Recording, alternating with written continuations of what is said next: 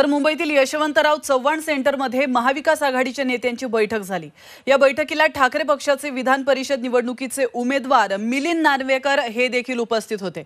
यावेळी त्यांनी शरद पवारांची भेट घेतली आहे आणि त्यानंतर एक्स समाज माध्यमावर पोस्ट शेअर करून त्यांनी ही माहिती दिली आहे। तर काय म्हटले नार्वेकर यांनी आपण पाहूयात ग्राफिक्सच्या माध्यमातून।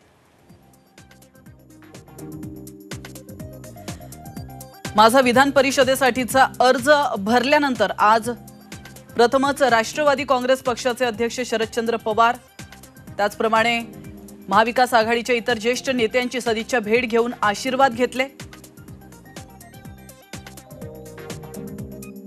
असं ट्विट मिलिंद नार्वेकर यांनी केलंय।